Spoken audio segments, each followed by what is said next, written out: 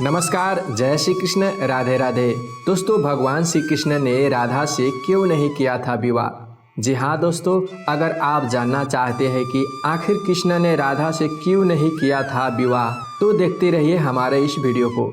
दोस्तों, जब भी प्रेम की मिसाल दी जाती है तो कृष्ण राधा के प्रेम का नाम सबसे ऊपर लिया जाता है। माता राधा और भगवान श्री कृष्ण के प्रेम को जीवात्मा और परमात्मा का मिलन कहा जाता है। सदियों से पीढ़ी दर पीढ़ियाँ राधा कृष्ण को प्रेम कहानी बड़े आदर से सुनती चली आ रही है। लेकिन जब भी हम राधा कृष्ण को प्रेम कहानी सुनते हैं तो मन में यह सवाल आ जाता है कि कृष्ण ने राधा से विवाह क्यों नहीं किया। मित्रों, ये जानने के लिए भगवान श्री कृष्ण और माता राधा के पिछले जन्म में जाना होगा, अर्थात त्रेता युग में जाना पड़ेगा। ये तो आप भी जानते होंगे कि भगवान राम वनवास से अयोध्या लौटने के बाद भगवान राम ने माता सीता को त्याग कर दिया था, जिसके बाद माता कई सालों तक जंगल के आश्रम में रहना पड़ा था। इसी समय भगवान राम ने अश्वमेध यज्ञ करवाया था। भगवान राम विवाहित होने के कारण पत्नी के बिना यह यज्ञ अकेले पूरा नहीं कर सकते थे, लेकिन माता सीता को तो वो पहले ही त्याग कर चुके थे। इसीलिए यह यज्ञ का पूरा होना लगभग असंभव लग रहा था।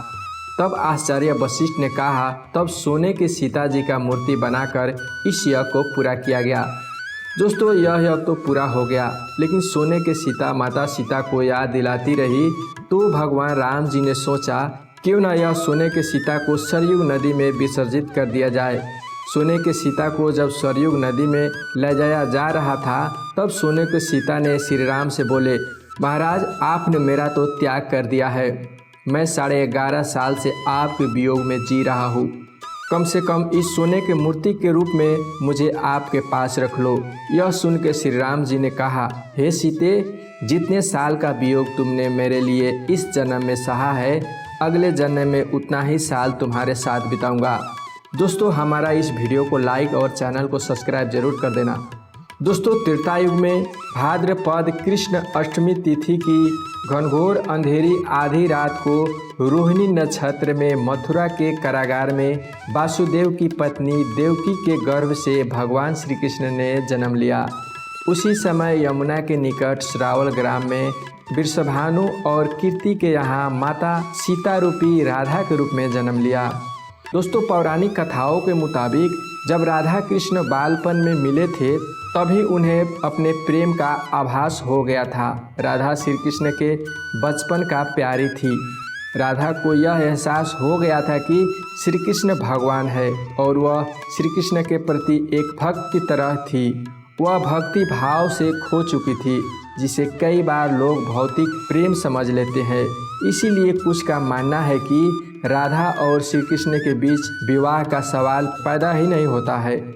राधा और श्री कृष्ण के बीच का रिश्ता एक भक्त और भगवान का है। राधा का श्री कृष्ण से अलग अस्तित्व नहीं है। विवाह के लिए तो दो लोगों की आवश्यकता होती है। भगवान श्री कृष्ण ने राधा को अपनी आत्मा मानती थी, फिर अपने ही आत्मा से विवाह कैसे कर सकते हैं?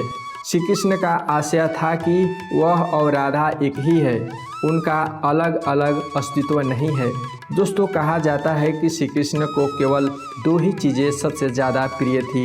ये दोनों चीज़ें भी आपस में एक दूसरे से गहराई से जुड़ी हुई थी, बांसुरी और राधा। लेकिन ऐसा समय आ जाता है कि राधा और श्री कृष्ण के प्रेम ज़्यादा दिन तक नहीं चल पाता, क्योंकि त्रेता युग में भगवान राम 11.5 साल एक साथ रहने की वादा किया था। इसलिए दोनों 11.5 साल ही साथ रहे। उसके बाद मामा कंस के निमंत्रणा पर वृंदावन छोड़ के मथुरा चले गए। दोस्तों, माने तो राधा कृष्ण का विवाह सीधे तौर पर तो नहीं हुआ, लेकिन दोनों जीवन भर एक दूसरे से प्रेम करते रहे। श्री कृष्ण और राधा एक दूसरे रूप से आत्मीय तौर पर जुड़े हुए थे, इसीलिए हमेशा राधा कृष्ण कहा जाता है, रुक्मिणी कृष्ण नहीं। रुक्मिणी ने भी श्री कृष्ण को पाने के लिए बहुत जतन किए थे। वह अपने भाई रुक्मी के खिलाफ भी चली गई थी। रुक्मिणी ने श्री कृष्ण को एक प्रेम पत्र भी भेजा था कि वह आकर उन्हें अपने साथ ले जाए। उसके बाद भगवान श्री कृष्ण ने रुक्मिणी से विवाह कर लिया। दोस्तों राधा जी को हम आत्मिक लक्ष्मी मानते हैं तो वही रुक्मिणी जी को दैहिक लक्ष्मी मानते हैं। दोनों माता लक्ष्मी जी के ही अंश अवतार थी। दोस्तों वीडियो अच्छा लगा होगा तो वीडियो को लाइक और चैनल को सब्सक्राइब जरूर कर देना। धन्यवाद।